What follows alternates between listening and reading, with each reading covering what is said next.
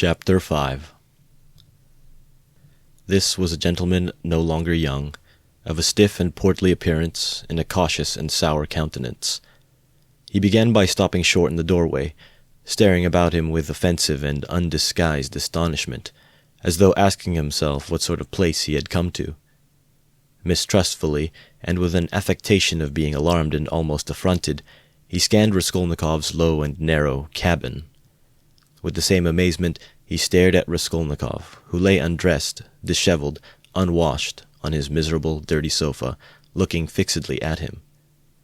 Then, with the same deliberation, he scrutinized the uncouth, unkempt figure and unshaven face of Razumikin, who looked him boldly and inquiringly in the face without rising from his seat.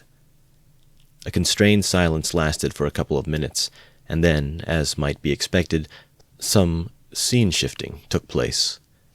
Reflecting, probably from certain fairly unmistakable signs, that he would get nothing in this cabin by attempting to overawe them, the gentleman softened somewhat, and civilly, though with some severity, emphasizing every syllable of his question, addressed Zosimov.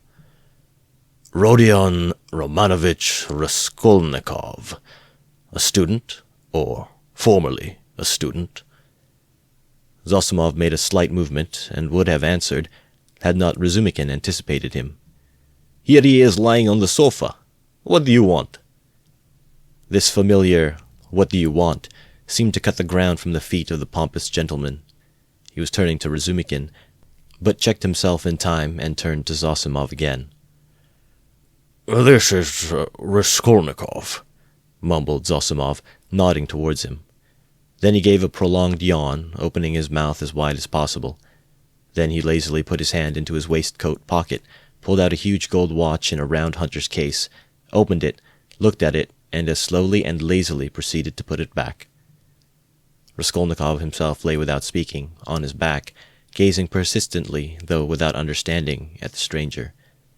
Now that his face was turned away from the strange flower on the paper, it was extremely pale and wore a look of anguish, as though he had just undergone an agonizing operation, or just been taken from the rack. But the newcomer gradually began to arouse his attention, then his wonder, then suspicion, and even alarm. When Zosimov said, "This is Raskolnikov," he jumped up quickly, sat on the sofa, and with an almost defiant but weak and breaking voice articulated, "Yes, I am Raskolnikov. What do you want?" The visitor scrutinized him and pronounced impressively, "Pyotr Petrovich Luzin. I believe I have reason to hope that my name is not wholly unknown to you."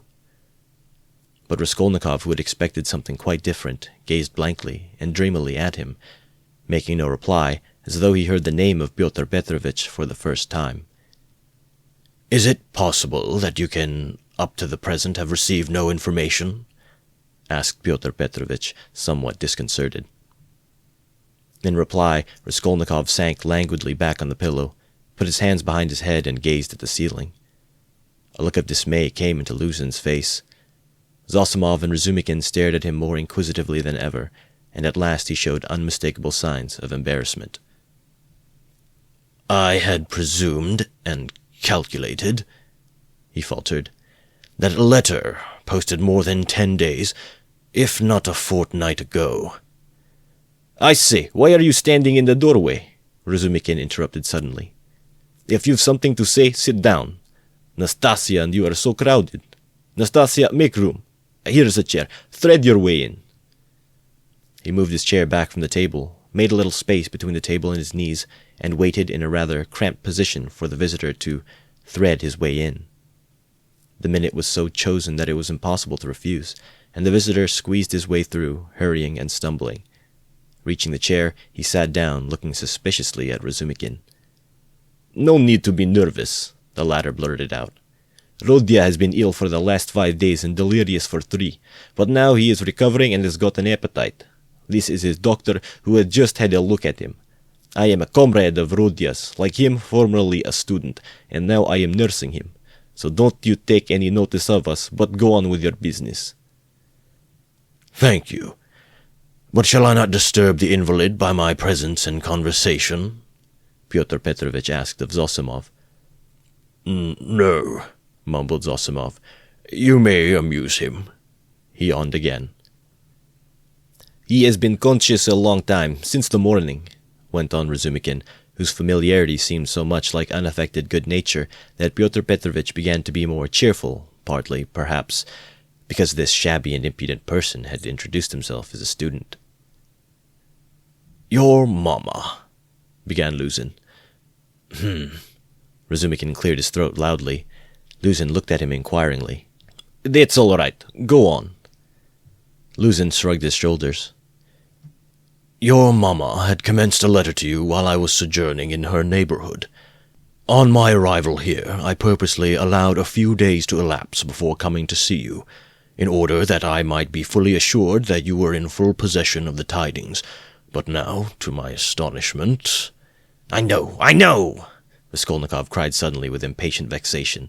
"So you are the fiancé. I know, and that's enough." There was no doubt about Pyotr Petrovitch's being offended this time, but he said nothing. He made a violent effort to understand what it all meant. There was a moment's silence. Meanwhile, Raskolnikov, who had turned a little towards him when he answered, began suddenly staring at him again with marked curiosity, as though he had not had a good look at him yet, or as though something new had struck him. He rose from his pillow on purpose to stare at him. There certainly was something peculiar in Pyotr Petrovitch's whole appearance, something which seemed to justify the title of fiancé, so unceremoniously applied to him. In the first place, it was evident, far too much so indeed, that Pyotr Petrovitch had made eager use of his few days in the capital to get himself up and rig himself out in expectation of his betrothed. A perfectly innocent and permissible proceeding indeed. Even his own, perhaps too complacent, consciousness of the agreeable improvement in his appearance might have been forgiven in such circumstances, seeing that Pyotr Petrovitch had taken up the role of fiancé. All his clothes were fresh from the tailor's, and were all right except for being too new and too distinctly appropriate. Even the stylish new round hat had the same significance. Pyotr Petrovitch treated it too respectfully and held it too carefully in his hands. The exquisite pair of lavender gloves, real Louvain, told the same tale, if only from the fact of his not wearing them, but carrying them in his hand for show. Light and youthful colors predominated in Pyotr Petrovitch's attire. He wore a charming summer jacket of a fawn shade, light thin trousers, a waistcoat of the same, new and fine linen, a cravat of the lightest cambric with pink stripes on it, and the best of it was, this all suited Pyotr Petrovitch. His very fresh and even handsome face looked younger than his 45 years at all times. His dark mutton-chop whiskers made an agreeable setting on both sides, growing thickly upon his shining, clean-shaven chin. Even his hair, touched here and there with grey, though it had been combed and curled at a hairdresser's, did not give him a stupid appearance, as curled hair usually does, by inevitably suggesting a German on his wedding day. If there really was something unpleasing and repulsive in his rather good-looking and imposing countenance, it was due to quite other causes.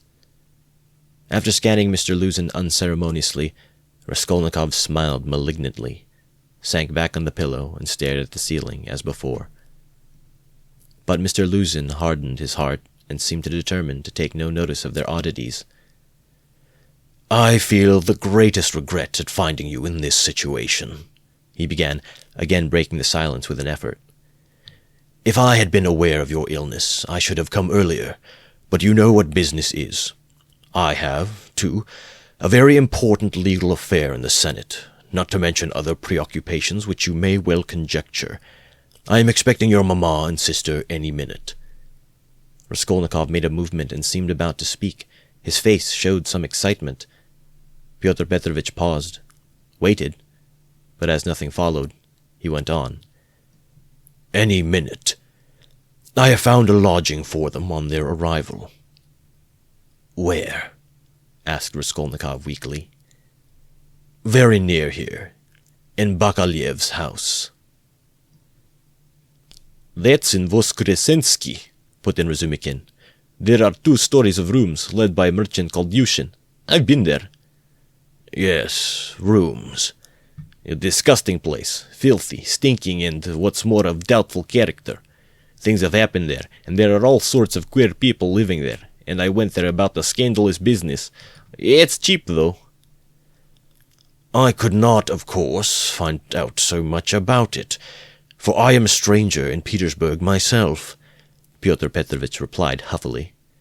However, the 2 rooms are exceedingly clean, and as it is for so short a time, I've already taken a permanent, that is, our future flat, he said, addressing Raskolnikov, and I'm having it done up. And meanwhile I am myself cramped for room in a lodging with my friend Andrei Semyonovitch Lebezyatnikov, in the flat of Madame Lipovishel. It was he who told me of Bakaliev's house, too. Lebezyatnikov, said Raskolnikov slowly, as if recalling something. Yes, Andrei Semyonovitch Lebezyatnikov, a clerk in the ministry. Do you know him? Yes. No, Raskolnikov answered. Excuse me, I fancied so from your inquiry. I was once his guardian, a very nice young man and advanced. I like to meet young people. One learns new things from them. Luzin looked round hopefully at them all. How do you mean? Asked Razumikin. In the most serious and essential matters, Pyotr Petrovitch replied, as though delighted at the question. You see, it's 10 years since I visited Petersburg. All the novelties, reforms, ideas have reached us in the provinces, but to see it all more clearly one must be in Petersburg. And it's my notion that you observe and learn most by watching the younger generation, and I confess I am delighted. At what? Your question is a wide one. I may be mistaken, but I fancy I find clearer views, more, so to say, criticism, more practicality. That's true, Zosimov let drop. Nonsense, there's no practicality, Razumikin flew at him. Practicality is a difficult thing to find. It does not drop down from heaven. And for the last 200 years we have been divorced from all practical life. Ideas, if you like, are fermenting, he said to Pyotr Petrovitch. And desire for good exists, though it's in a childish form. And honesty you may find, although there are crowds of brigands. Anyway, there's no practicality. Practicality goes well shod. I don't agree with you, Pyotr Petrovitch replied with evident enjoyment. Of course, people do get carried away and make mistakes, but one must have indulgence. Those mistakes are merely evidence of enthusiasm for the cause and of abnormal external environment. If little has been done, the time has been but short. Of means I will not speak. It's my personal view, if you care to know, that something has been accomplished already. New valuable ideas, new valuable works are circulating in the place of our old, dreamy and romantic authors. Literature is taking a maturer form. Many injurious prejudices have been rooted up and turned into ridicule. In a word, we have cut ourselves off irrevocably from the past, and that, to my thinking, is a great thing. He's learnt it by heart to show off, Raskolnikov pronounced suddenly. What? Asked Pyotr Petrovitch, not catching his words, but he received no reply. That's all true, Zosimov hastened to interpose. Isn't it so? Pyotr Petrovitch went on, glancing affably at Zosimov. You must admit, he went on, addressing Razumikin with a shade of triumph and superciliousness. He almost added young man, that there is an advance, or as they say now, progress in the name of science and economic truth. A commonplace. No, not a commonplace. Hitherto, for instance, if I were told, love thy neighbor, what came of it? Pyotr Petrovitch went on, perhaps with excessive haste. It came to my tearing my coat in half to share with my neighbor, and we both were left half naked. As a Russian proverb has it, catch several hares, and you won't catch one. Science now tells us, love yourself before all men, for everything in the world rests on self-interest. You love yourself and manage your own affairs properly, and your coat remains whole. Economic truth adds that the better private affairs are organized in society, the more whole coats, so as to say. The firmer are its foundations, and the better is the common welfare organized too. Therefore, in acquiring wealth solely and exclusively for myself, I am acquiring, so to speak, for all, and helping to bring past my neighbors getting a little more than a torn coat, and that not from private personal liberality, but as a consequence of the general advance.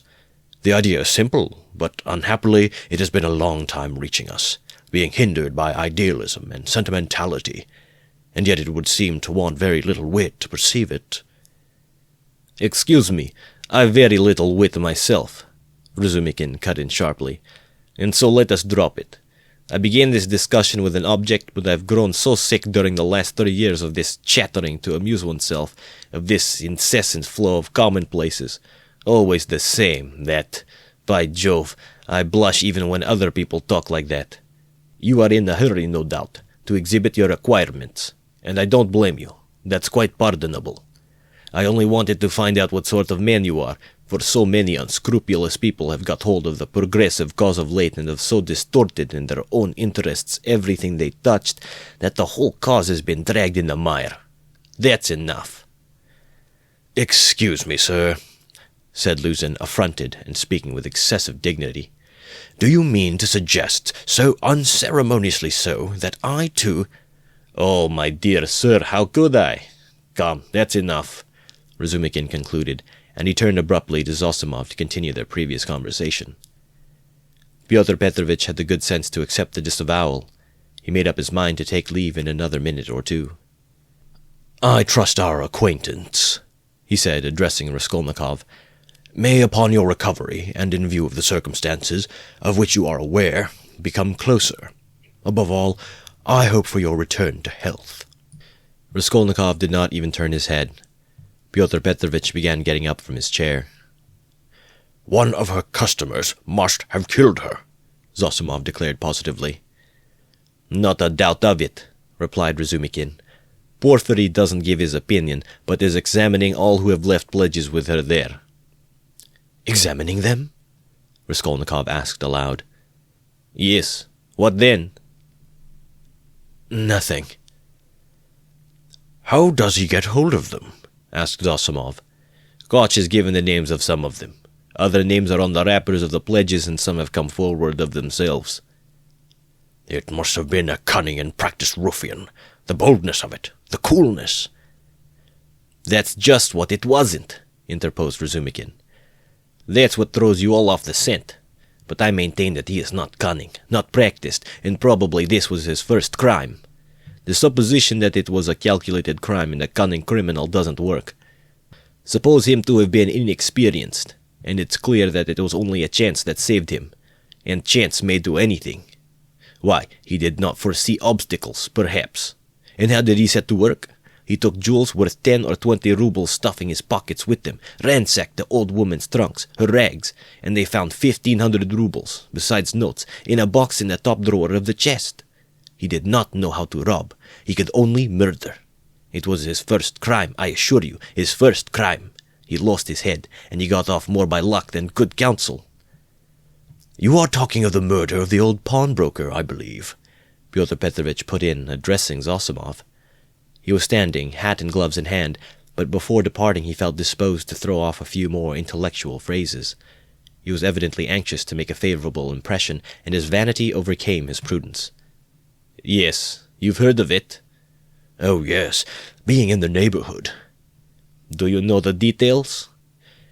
"I can't say that, but another circumstance interests me in the case.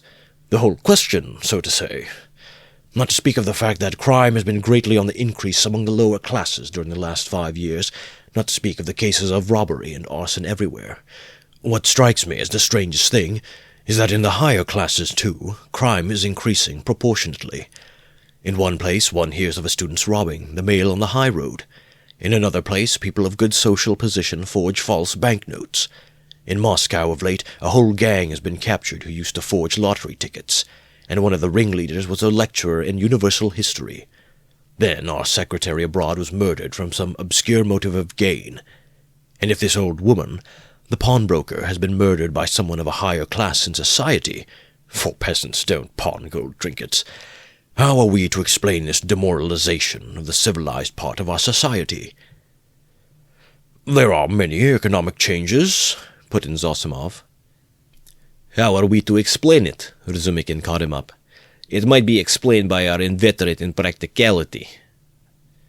How do you mean? What answer had your lecturer in Moscow to make to the question why he was forging notes? Everybody is getting rich one way or another, so I want to make haste to get rich too. I don't remember the exact words, but the upshot was that he wants money for nothing, without waiting or working. We've grown used to having everything ready-made, to walking on crutches, to having our food chewed for us. Then the great hour struck, and every man showed himself in his true colors. But morality, and so to speak, principles. But why do you worry about it? Raskolnikov interposed suddenly. It's in accordance with your theory. In accordance with my theory? Why carry out logically the theory you were advocating just now, and it follows that people may be killed? Upon my word, cried Luzin. No, that's not so, put in Zosimov. Raskolnikov lay with a white face and twitching upper lip, breathing painfully. There's a measure in all things, Luzin went on superciliously. Economic ideas are not an incitement to murder, and one has but to suppose. And is it true? Raskolnikov interposed once more suddenly, again in a voice quivering with fury and delight in insulting him. Is it true that you told your fiancée, within an hour of her acceptance, that what pleased you most was that she was a beggar? Because it was better to raise a wife from poverty, so that you may have complete control over her, and reproach her with your being her benefactor.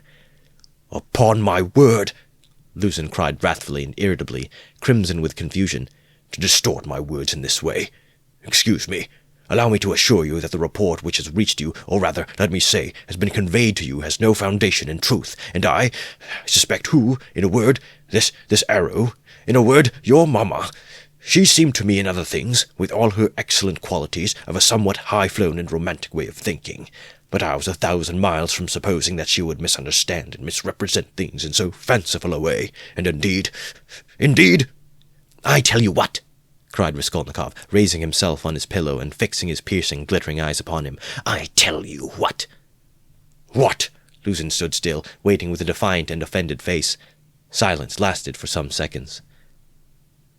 Why, if ever again you dare to mention a single word about my mother, I shall send you flying downstairs. What's the matter with you? Cried Razumikin. So that's how it is. Luzin turned pale and bit his lip. Let me tell you, sir. He began deliberately, doing his utmost to restrain himself, but breathing hard. At the first moment I saw you, you were ill-disposed to me, but I remained here on purpose to find out more. I could forgive a great deal in a sick man and a connection, but you... Never after this. I am not ill, cried Raskolnikov. So much the worse. Go to hell. But Luzin was already leaving without finishing his speech. Squeezing between the table and the chair, Razumikin got up this time to let him pass. Without glancing at anyone, and not even nodding to Zosimov, who had for some time been making signs to him to let the sick man alone, he went out, lifting his hat to the level of his shoulders, to avoid crushing it as he stooped to go out of the door, and even the curve of his spine was expressive of the horrible insult he had received. How could you? How could you? Razumikin said, shaking his head in perplexity. Let me alone. Let me alone, all of you, Raskolnikov cried in a frenzy. Will you ever leave off tormenting me? I'm not afraid of you. I'm not afraid of anyone. Anyone now. Get away from me. I want to be alone. Alone. Alone. Come along, Zosimov said, nodding to Razumikin. But we can't leave him like this. Come along, Zosimov repeated insistently, and he went out. Razumikin thought a minute and ran to overtake him. It might be worse not to obey him, said Zosimov on the stairs. He mustn't be irritated. What's the matter with him? If only he could get some favorable shock. That's what would do it. At first he was better. You know, he has got something on his mind, some fixed idea weighing on him. I'm very much afraid so. He must have. Perhaps it's that gentleman, Pyotr Petrovitch. From his conversation I gather he is going to marry his sister, and that he had received a letter about it just before his illness. Yes, confound the man. He may have upset the case altogether. But have you noticed, he takes no interest in anything. He does not respond to anything except one point on which he seems excited. That's the murder. Yes, Razumikin agreed. "I noticed that too. He is interested, frightened. Gave him a shock on the day he was ill in the police office. He fainted." "Tell me more about that this evening, and I'll tell you something afterwards. He interests me very much. In half an hour I'll go and see him again. There'll be no inflammation, though." "Thank you. And I'll wait with Pashenka meantime, and we'll keep watch on him through Nastasia." Raskolnikov, left alone, looked with impatience and misery at Nastasia, but she still lingered. "Won't you have some tea now?" she asked. "Later. I'm sleepy. Leave me." He turned abruptly to the wall. Nastasia went out. Chapter 6. But as soon as she left, he got up, latched the door, undid the parcel which Razumikin had brought in that evening, and had tied up again, and began dressing. Strange to say, he seemed immediately to have become perfectly calm. Not a trace of his recent delirium, nor of the panic fear that had haunted him of late. It was the first moment of a strange, sudden calm. His movements were precise and definite. A firm purpose was evident in them. Today, he muttered to himself. He understood that he was still weak, but his intense spiritual concentration gave him strength and self-confidence. He hoped, moreover, that he would not fall down on the street. When he had dressed in entirely new clothes, he looked at the money lying on the table, and after a moment's thought, put it in his pocket. It was 25 rubles. He took also the copper change from the 10 rubles spent by Razumikin on the clothes. Then he softly unlatched the door, left, slipped downstairs, and glanced in at the open kitchen door. Nastasia was standing with her back to him, blowing up the landlady's samovar. She heard nothing. Who would have dreamed of his going out, indeed? A minute later, he was in the street. It was nearly 8 o'clock. The sun was setting. It was as stifling as before, but he eagerly drank in the stinking, dusty town air. His head felt rather dizzy. A sort of savage energy gleamed suddenly in his feverish eyes and his wasted, pale and yellow face. He did not know and did not think where he was going. He had one thought only. That all this must be ended today, once and for all. Yes, immediately. That he would not return home without it, because he would not go on living like that. How, with what to make an end? He had not an idea about it. He did not even want to think of it. He drove away thought. Thought tortured him. All he knew, all he felt, was that everything must be changed, one way or another. He repeated this with desperate and immovable self-confidence and determination. From old habit, he took his usual walk in the direction of the Haymarket. A dark-haired young man with a barrel organ was standing in the road in front of a little general shop, and was grinding out a very sentimental song. He was accompanying a girl of 15, who stood on the pavement in front of him. She was dressed up in a crinoline, a mantle, and a straw hat with a flame-colored feather in it, all very old and shabby. In a strong and rather agreeable voice, cracked and coarsened by street singing, she sang in hope of getting a copper from the shop. Raskolnikov joined 2 or 3 listeners, took out a 5-kopeck piece and put it in the girl's hand. She broke off abruptly on a sentimental high note, shouted sharply to the organ grinder, "Come on!" and both moved on to the next shop. "Do you like street music?" said Raskolnikov, addressing a middle-aged man standing idly by him. The man looked at him, startled and wondering. "I love to hear singing to a street organ," said Raskolnikov, and his manner seemed strangely out of keeping with the subject. "I like it on cold, dark, damp autumn evenings. They must be damp, when all the passers-by have pale, green, sickly faces, or better still, when wet snow is falling straight down, when there's no wind. You know what I mean? And the street lamps shine through it." "I don't know. Excuse me," muttered the stranger, frightened by the question and Raskolnikov's strange manner, and he crossed over to the other side of the street. Raskolnikov walked straight on and came out at the corner of the Haymarket, where the huckster and his wife had talked with Lizaveta, but they were not there now. Recognizing the place, he stopped, looked round, and addressed a young fellow in a red shirt who stood gaping before a corn chandler's shop. "Isn't there a man who keeps a booth with his wife at this corner?" "All sorts of people keep booths here," answered the young man, glancing superciliously at Raskolnikov. "What's his name?" "What are you as christened?" "Aren't you a Zaraisky man, too? Which province?" The young man looked at Raskolnikov again. "It's not a province, Your Excellency, but a district. Graciously forgive me, Your Excellency." "Is that a tavern at the top there?" "Yes, sir. It's an eating house, and there's a billiard room, and you'll find princesses there, too, la. Raskolnikov crossed the square. In that corner there was a dense crowd of peasants. He pushed his way into the thickest part of it, looking at the faces. He felt an unaccountable inclination to enter into conversation with people. But the peasants took no notice of him. They were all shouting in groups together. He stood and thought a little, and took a turning to the right in the direction of V.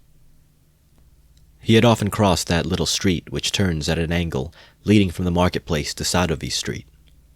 Of late he had often felt drawn to wander about this district when he felt depressed. That he might feel more so. Now he walked along, thinking of nothing. At that point there's a great block of buildings, entirely let out in dram shops and eating houses.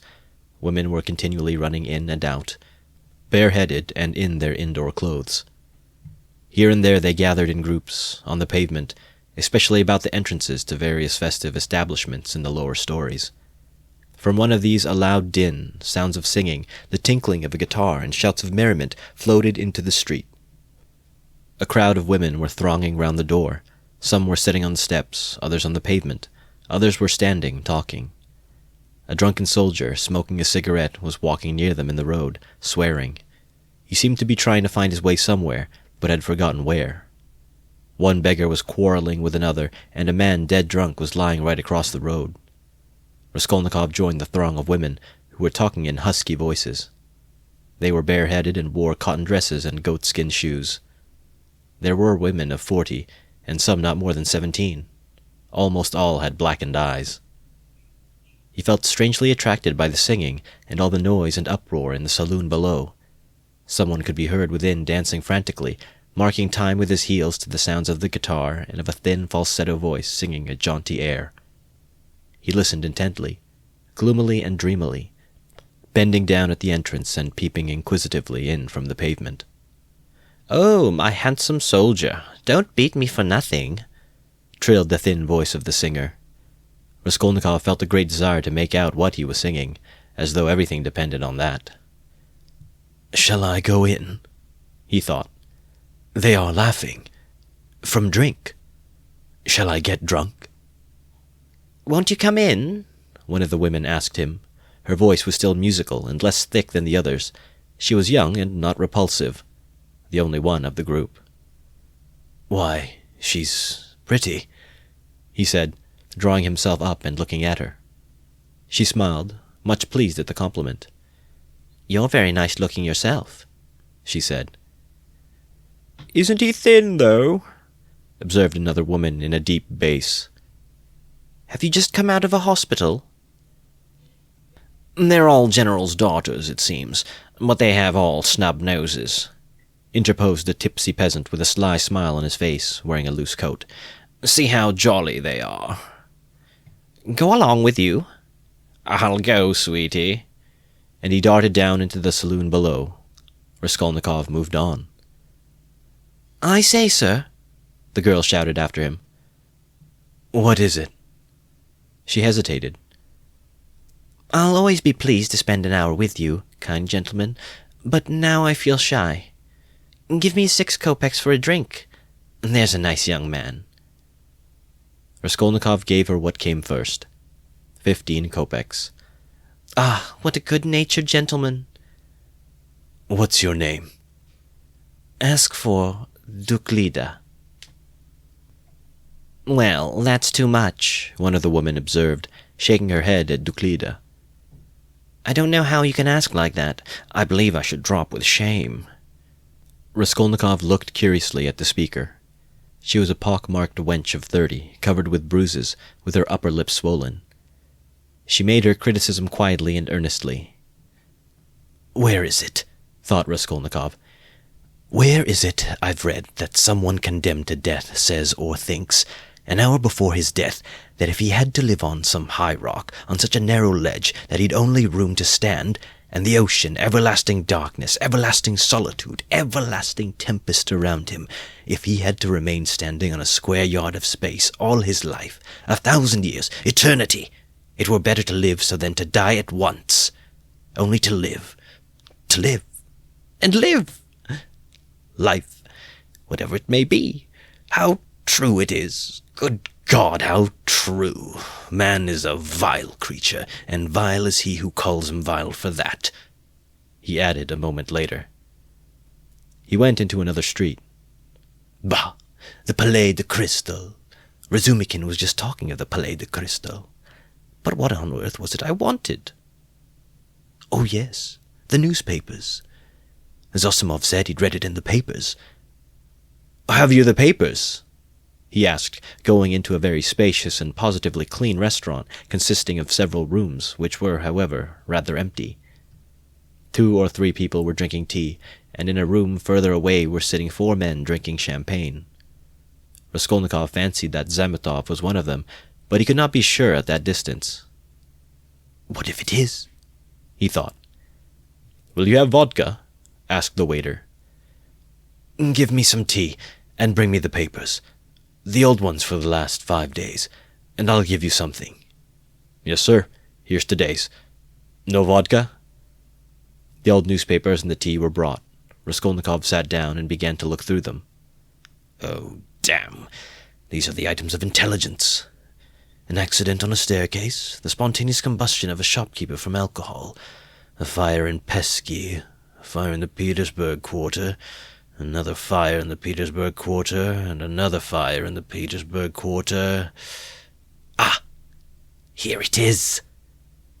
He found at last what he was seeking, and began to read it. The lines danced before his eyes, but he read it all, and began eagerly seeking later editions in the following numbers. His hands shook with nervous impatience as he turned the sheets. Suddenly, someone sat down beside him at his table. He looked up. It was the head clerk Zametov, looking just the same, with the rings on his fingers and the watch chain, with the curly black hair, parted and pomaded, with the smart waistcoat, rather shabby coat, and doubtful linen. He was in a good humor, at least he was smiling very gaily and good-humoredly. His dark face was rather flushed from the champagne he had drunk. "What? You here?" he began in surprise, speaking as though he had known him all his life. "Why, Razumikin told me only yesterday you were unconscious. How strange! And do you know, I've been to see you." Raskolnikov knew he would come up to him. He laid aside the papers and turned to Zametov. There was a smile on his lips, and a new shade of irritable impatience was apparent in that smile. "I know you have," he answered. "I've heard it. You looked for my sock, and you know Razumikin has lost his heart to you. He says you've been with him to Louise Ivanovna's. You know, the woman you tried to befriend, for whom you winked to the explosive lieutenant and he would not understand. Do you remember? How could he fail to understand? It was quite clear, wasn't it? What a hothead he is." "The explosive one?" "No, your friend Razumikin." "You must have a jolly life, Mr. Zametov. Entrance free to the most agreeable places. Who's been pouring champagne into you just now?" "We've just been having a drink together. You talk about pouring it into me." "By way of a fee. You profit by everything." Raskolnikov laughed. "It's all right, my dear boy," he added, slapping Zametov on the shoulder. "I'm not speaking from temper, but in a friendly way, for sport, as that workman of yours said when he was scuffling with Dmitri, in the case of the old woman." "How do you know about it?" "Perhaps I know more about it than you do." "How strange you are. I'm sure you are still very unwell. You know you oughtn't to have come out." "Oh? Do I seem strange to you? Yes. What are you doing, reading the papers? Yes. There's a lot about the fires. No, I am not reading about the fires. Here he looked mysteriously at Zametov. His lips were twisted again in a mocking smile. No, I am not reading about the fires, he went on, winking at Zametov. But confess now, my dear fellow, you're awfully anxious to know what I'm reading about? I'm not in the least. Might I ask you a question? Why do you keep on... Listen, you are a man of culture and education. I was in the 6th class, that's gymnasium, said Zametov with some dignity. 6th class? Ah, my cock-sparrow, with your parting and your rings, you are a gentleman of fortune. Phew, what a charming boy. Here Raskolnikov broke into a nervous laugh right in Zametov's face. The latter drew back, more amazed than offended. Phew, how strange you are, Zametov repeated very seriously. I can't help thinking you are still delirious.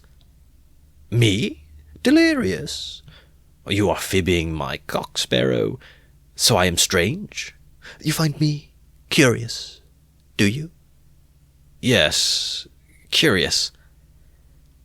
Shall I tell you what I was reading about? What I was looking for? See what a lot of papers I've made them bring me. Suspicious, eh? Well, what is it? You prick up your ears? How do you mean, prick up my ears? I'll explain that afterwards. But now, my boy, I declare to you... No. I better confess. No, that's not right either. I make a deposition, and you take it. I depose that I was reading, that I was looking and searching. He screwed up his eyes and paused. I was searching, and came here on purpose to do it, for the news of the murder of the old pawnbroker woman. He articulated at last, almost in a whisper, bringing his face exceedingly close to the face of Zametov. Zametov looked at him steadily, without moving or drawing his face away. What struck Zametov afterwards as the strangest part of it all was that silence followed for exactly a minute, and that they gazed at one another all the while. What if you have been reading about it? He cried at last, perplexed and impatient. That's no business of mine. What of it? The same old woman, Raskolnikov went on in the same whisper, not heeding Zametov's explanation, about whom you were talking in the police office. You remember, when I fainted. Well, do you understand now? What do you mean? Understand? Understand what? Zametov brought out, almost alarmed. Raskolnikov's set and earnest face was suddenly transformed, and he suddenly went off into the same nervous laugh as before, as though utterly unable to restrain himself. And in one flash he recalled with extraordinary vividness of sensation a moment in the recent past, that moment when he stood with the axe behind the door, while the latch trembled and the men outside swore and shook it, and he had a sudden desire to shout at them, to swear at them, to put out his tongue at them, to mock them, to laugh and laugh and laugh. You are either mad or... began Zametov, and he broke off, as though stunned by the idea that had suddenly flashed into his mind. Or what?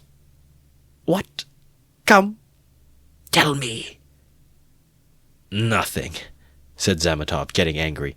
It's all nonsense. Both were silent.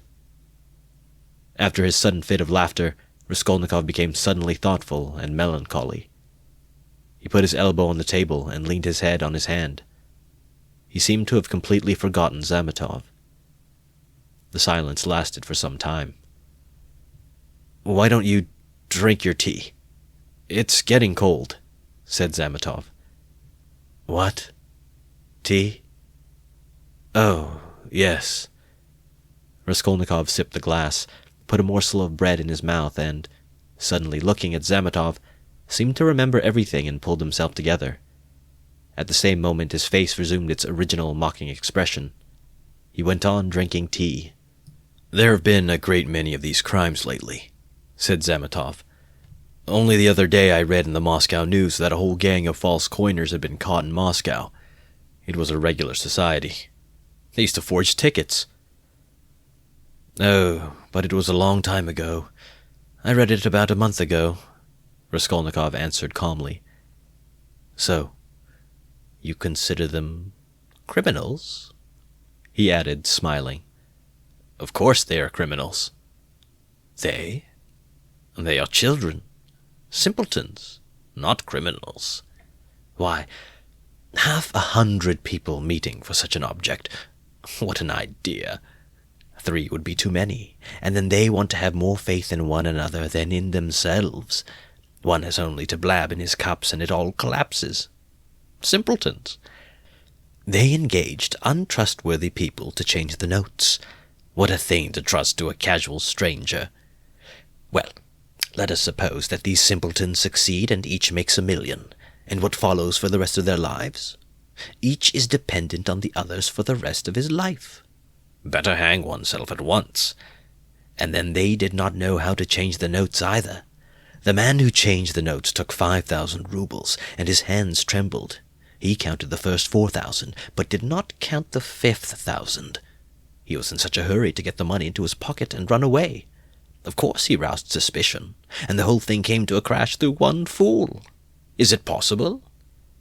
That his hands trembled, observed Zametov. Yes, that's quite possible. That I feel quite sure is possible. Sometimes one can't stand things. Can't stand that? Why, could you stand it then? No, I couldn't. For the sake of 100 rubles to face such a terrible experience? To go with false notes into a bank where it's their business to spot that sort of thing? No, I should not have the face to do it. Would you? Raskolnikov had an intense desire again to put his tongue out. Shivers kept running down his spine. I should do it quite differently, Raskolnikov began. This is how I would change the notes. I'd count the first 1,000 3 or 4 times, backwards and forwards, looking at every note, and then I'd set to the second 1,000. I'd count that halfway through, and then hold some 50-ruble note to the light, then turn it, then hold it to the light again, to see whether it was a good one. I am afraid, I would say. A relation of mine lost 25 rubles the other day through a false note. And then I'd tell them the whole story. And after I began counting the third, no, excuse me, I would say. I fancy I made a mistake in the 700 in that second 1,000. I'm not sure. And so I would give up the third 1,000 and go back to the second and so on to the end.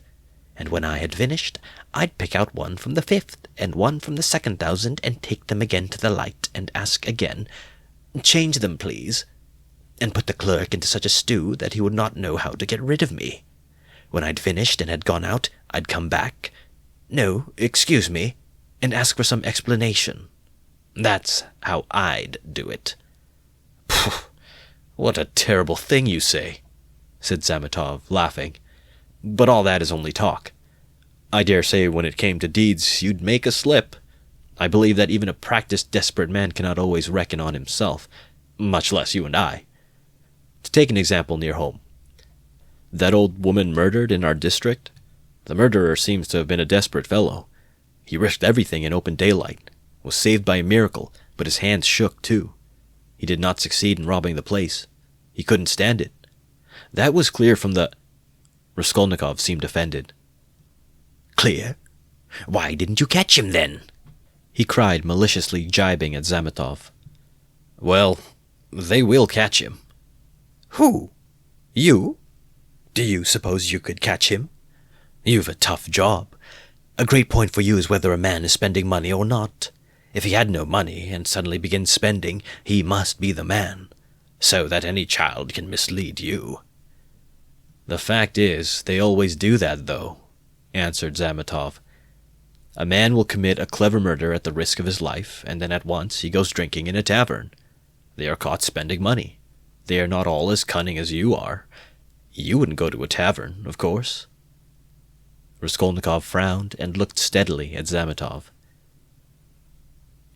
You seem to enjoy the subject, and would like to know how I should have behaved in that case, too, Raskolnikov asked with displeasure.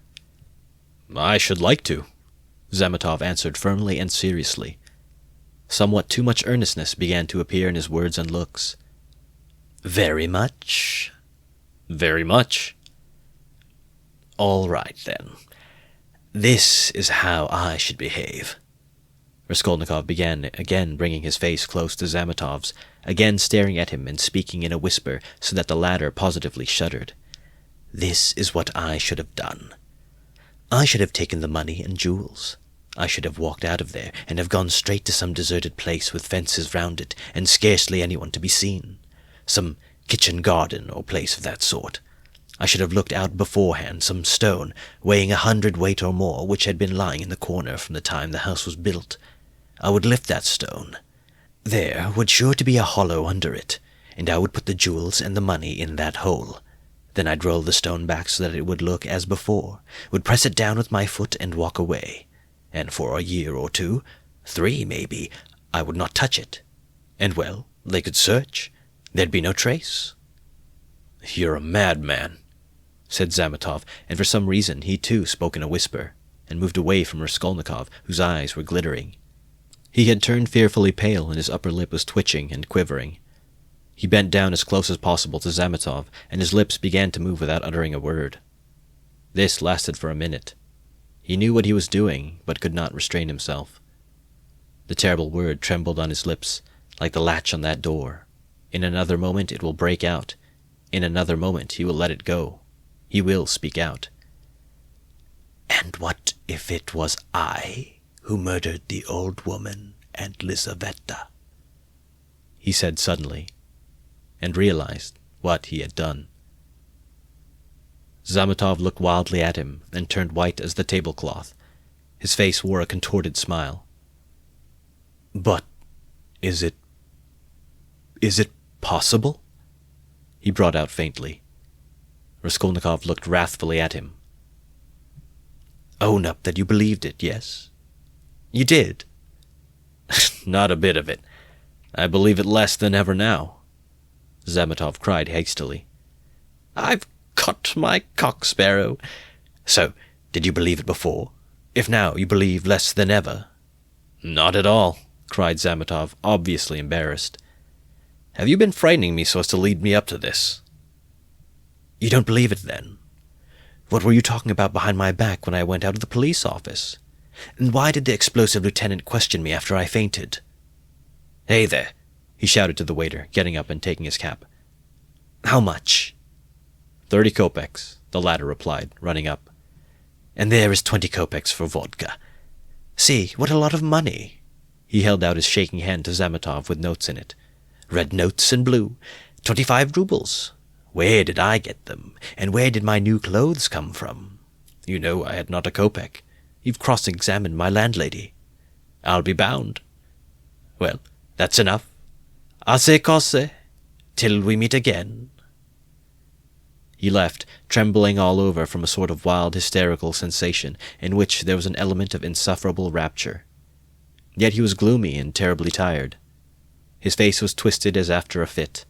His fatigue increased rapidly. Any shock, any irritating sensation stimulated and revived his energies at once, but his strength failed as quickly when the stimulus was removed. Zametov, left alone, sat for a long time in the same place, plunged in thought. Raskolnikov had unwittingly worked a revolution in his brain on a certain point, and had made up his mind for him conclusively. Ilya Petrovitch is a blockhead, he decided. Raskolnikov had hardly opened the door of the restaurant when he stumbled against Razumikin on the steps. They did not see each other till they almost knocked against each other. For a moment they stood looking each other up and down. Razumikin was greatly astounded. Then anger. Real anger gleamed fiercely in his eyes. So, here you are, he shouted at the top of his voice. You ran away from your bed, and here I've been looking for you under the sofa. We went up to the garret. I almost beat Nastasia on your account. And here he is after all. Rodya, what is the meaning of it? Tell me the whole truth. Confess. Do you hear? It means that I'm sick to death of you all, and I want to be alone. Raskolnikov answered. Alone? When you are not able to walk? When your face is as white as a sheet, and you are gasping for breath? Idiot! What have you been doing in the Palais de Cristal? Own up at once. Let me go, said Raskolnikov, and tried to pass him. This was too much for Razumikin. He gripped him firmly by the shoulder. Let you go? You dare tell me to let you go? Do you know what I'll do with you directly? I'll pick you up, tie you up in a bundle, carry you home under my arm, and lock you up. Listen, Razumikin, Raskolnikov began quietly, apparently calm. Can't you see that I don't want your benevolence? A strange desire you have to shower benefits on a man who curses them, who feels them a burden, in fact. Why did you seek me out at the beginning of my illness? Maybe I was very glad to die. Didn't I tell you plainly enough today that you were torturing me, that I was sick of you? You seem to want to torture people. I assure you that all that is seriously hindering my recovery because it's continually irritating me. You saw Zosimov went away just now to avoid irritating me. You leave me alone too, for goodness sake. What right have you indeed to keep me by force? Don't you see that I am in possession of all my faculties now? How? How can I persuade you not to persecute me with your kindness? I may be ungrateful, I may be mean. Only let me be. For God's sake, let me be. Leave me alone. Let me be. Let me be. He began calmly, gloating beforehand over the venomous phrases he was about to utter, but finished, panting for breath, in a frenzy as he had been with Luzin. Razumikin stood a moment, thought, and let his hand drop. We'll go to hell then, he said gently and thoughtfully. Stay! He roared as Raskolnikov was about to move. Listen to me. Let me tell you that you are all a set of babbling, posing idiots. If you've any little trouble, you brood over it like a hen over an egg. And you are plagiarists even in that. There isn't a sign of independent life in you. You are made of spermaceti ointment and you've lymph in your veins instead of blood. I don't believe in any one of you. In any circumstances, the first thing for all of you is to be unlike a human being. Stop! He cried with redoubled fury, noticing that Raskolnikov was again making a movement. Hear me out. You know I'm having a housewarming this evening. I dare say they've arrived by now, but I left my uncle there. I just ran in, to receive the guests. And if you weren't a fool, a common fool, a perfect fool, if you were an original instead of a translation. You see, Rodya, I recognize you're a clever fellow, but you're a fool. And if you weren't a fool, you'd come round to me this evening instead of wearing out your boots in the street. Since you have gone out, there's no help for it. I'd give you a snug easy chair. My landlady has one. A cup of tea, company. Or you could lie on the sofa. Anyway, you would be with us. Zosimov will be there too. Will you come? No. Rubbish! Razumikin shouted, out of patience. How do you know? You can't answer for yourself. You don't know anything about it. Thousands of times I've fought tooth and nail with people and run back to them afterwards. One feels ashamed and goes back to a man. So remember, Pochinkov's house on the 3rd story. Why, Mr. Razumikin, I do believe you'd let anybody beat you from sheer benevolence. Beat? Whom? Me? I'd twist his nose off at the mere idea. Pochinkov's house, 47, Babushkin's flat. I shall not come, Razumikin. Raskolnikov turned and walked away. I bet you will, Razumikin shouted after him. I refuse to know you if you don't. Stay. Hey, is Zamatov in there? Yes. Did you see him? Yes. Talk to him? Yes. What about? Confound you. Don't tell me then. Pochinkov's house, 47, Babushkin's flat. Remember. Raskolnikov walked on and turned the corner into Sadovy Street. Razumikin looked after him thoughtfully. Then, with a wave of his hand, he went into the house, but stopped short of the stairs. Confound it, he went on almost aloud. He talked sensibly, but yet I am a fool, as if madmen didn't talk sensibly. And this was just what Zosimov seemed afraid of. He struck his finger on his forehead. "What if... How could I let him go off alone? He may drown himself. Ah, what a blunder! I can't." And he ran back to overtake Raskolnikov. But there was no trace of him. With a curse, he returned with rapid steps to the Palais de Crystal to question Zametov. Raskolnikov walked straight to X Bridge, stood in the middle, and leaning both elbows on the rail, stared into the distance. On parting with Razumikin, he felt so much weaker that he could scarcely reach this place. He longed to sit or lie down somewhere in the street. Bending over the water, he gazed mechanically at the last pink flush of the sunset, at the row of houses growing dark in the gathering twilight, at one distant attic window on the left bank, flashing as though on fire in the last rays of the setting sun, at the darkening water of the canal, and the water seemed to catch his attention. At last, red circles flashed before his eyes. The houses seemed moving. The passers-by, the canal banks, the carriages, all danced before his eyes. Suddenly he started, saved again perhaps from swooning by an uncanny and hideous sight.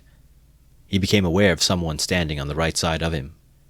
He looked and saw a tall woman with a kerchief on her head, with a long, yellow, wasted face and red sunken eyes. She was looking straight at him, but obviously she saw nothing and recognized no one.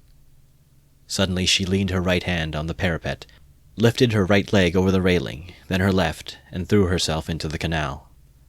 The filthy water parted and swallowed up its victim for a moment, but an instant later the drowning woman floated to the surface, moving slowly with the current, her head and legs in the water, her skirt inflated like a balloon over her back. "A woman drowning! A woman drowning!" shouted dozens of voices. People ran up. Both banks were thronged with spectators. On the bridge people crowded about Raskolnikov, pressing up behind him. "Mercy on it! It's our Afrosinya!" a woman cried tearfully close by. "Mercy, save her! Kind people, pull her out!" "A boat! A boat!" was shouted in the crowd. But there was no need of a boat. A policeman ran down the steps to the canal, threw off his greatcoat and his boots, and rushed into the water. It was easy to reach her. She floated within a couple of yards from the steps.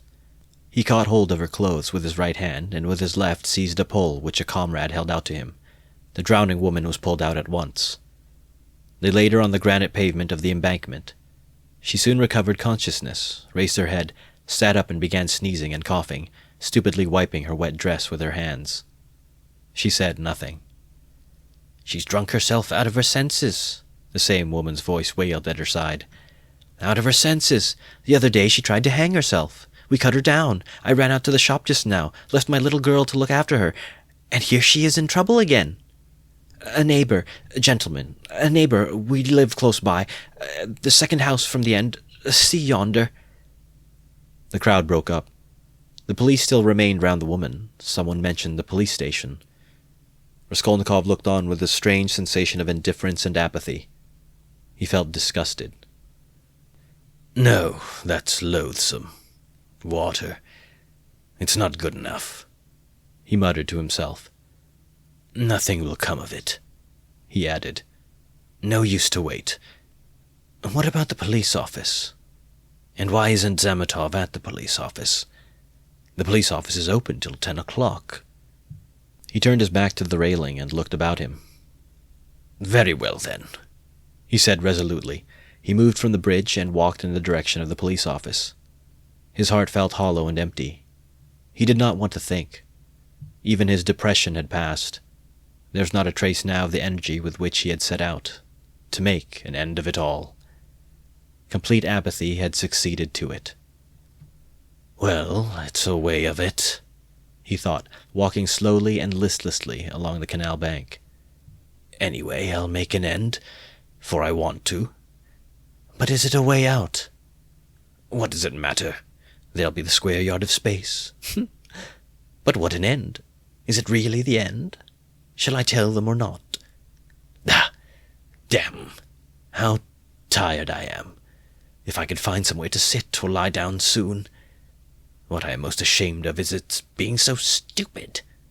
But I don't care about that either. What idiotic ideas comes into one's head." To reach the police office, he had to go straight forward and take the second turning to the left. It was only a few paces away. But at the first turning he stopped, and after a minute's thought, turned into a side street and went 2 streets out of his way, possibly without any object, or possibly to delay a minute and gain time. He walked, looking at the ground. Suddenly someone seemed to whisper in his ear. He lifted his head and saw that he was standing at the very gate of the house. He had not passed it. He had not been near it since that evening. An overwhelming, unaccountable prompting drew him on. He went into the house, passed through the gateway, then into the first entrance on the right, and began mounting the familiar staircase to the 4th story. The narrow, steep staircase was very dark. He stopped at each landing and looked round him with curiosity. On the first landing, the framework of the window had been taken out. That wasn't so, then, he thought. Here was the flat on the 2nd story where Nikolai and Dmitri had been working. It's shut up, and the door newly painted. So it's to let. Then the 3rd story and the 4th. Here. He was perplexed to find the door of the flat wide open. There were men there. He could hear voices. He had not expected that. After brief hesitation, he mounted the last stairs and went into the flat. It, too, was being done up. There were workmen in it. This seemed to amaze him. He somehow fancied that he would find everything as he left it, even perhaps the corpses in the same places on the floor. And now, bare walls, no furniture. It seemed strange. He walked to the windows and sat down on the windowsill. There were 2 workmen, both young fellows, but one much younger than the other. They were papering the walls with a new white paper covered with lilac flowers, instead of the old dirty yellow one. Raskolnikov for some reason felt horribly annoyed by this. He looked at the new paper with dislike, as though he felt sorry to have it all so changed. The workmen had obviously stayed beyond their time, and now they were hurriedly rolling up their paper and getting ready to go home. They took no notice of Raskolnikov's coming in. They were talking. Raskolnikov folded his arms and listened. "She comes to me in the morning," said the elder to the younger, "very early, all dressed up. 'Why are you preening and prinking?' says I. 'I'm ready to do anything to please you, Tit Vassilitch.' That's a way of going on, and she's dressed up like a regular fashion book." "And what is a fashion book?" the younger one asked. He obviously regarded the other as an authority. "A fashion book is a lot of pictures, colored, and they come to the tailors here every Saturday, by post from abroad, to show folks how to dress, the male sex as well as the female. They're pictures. The gentlemen are generally wearing fur coats, and for the ladies, fluffles. They're beyond anything you can fancy." "There's nothing you can't find in Petersburg," the younger cried enthusiastically. "Except father and mother. There's everything." "Except them. There's everything to be found, my boy," the elder declared sententiously.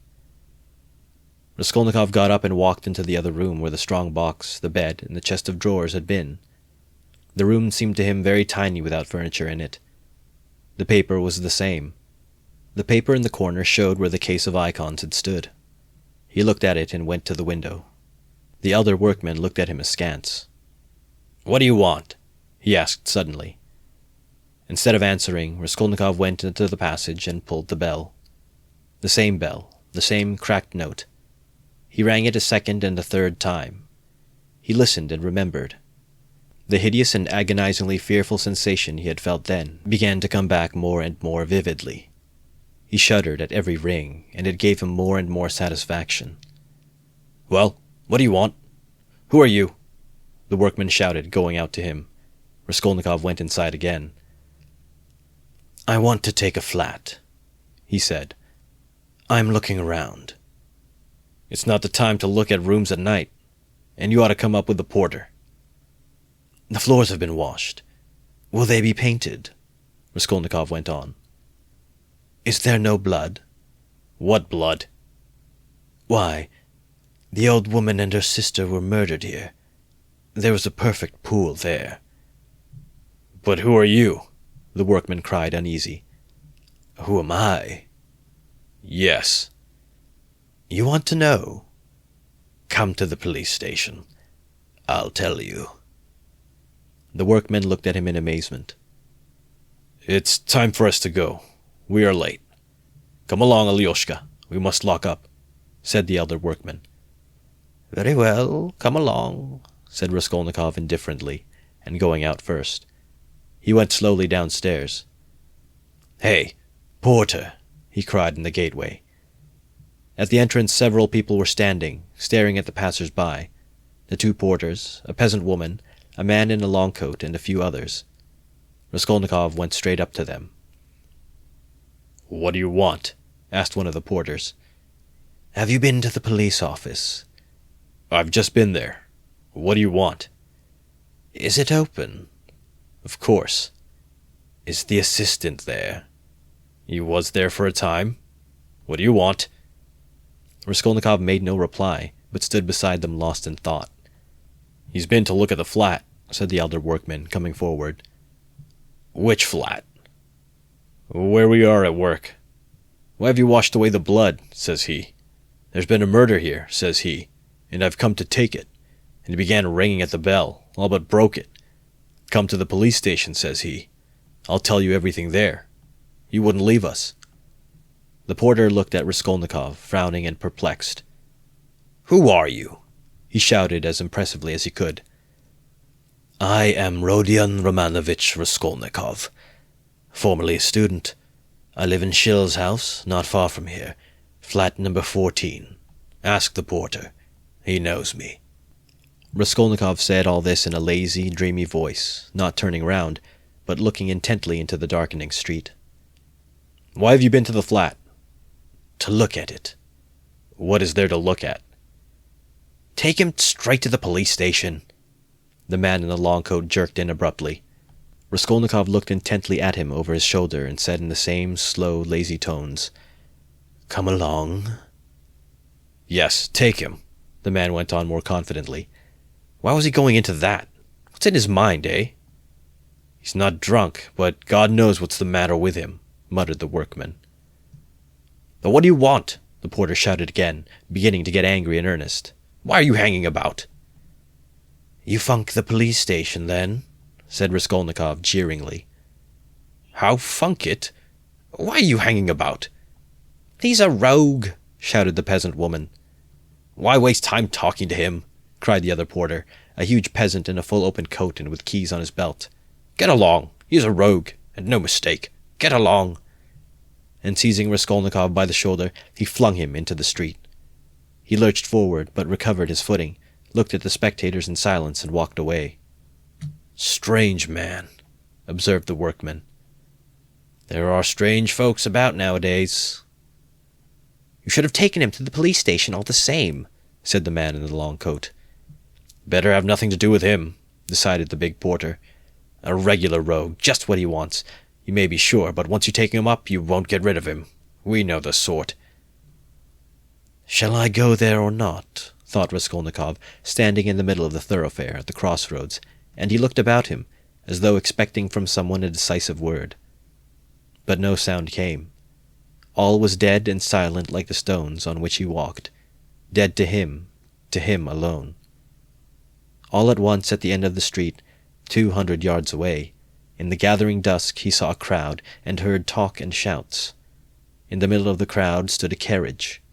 A light gleamed in the middle of the street. "What is it?"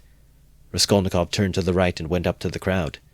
He seemed to clutch at everything and smiled coldly when he recognized it, for he had fully made up his mind to go to the police station and knew that it would all soon be over.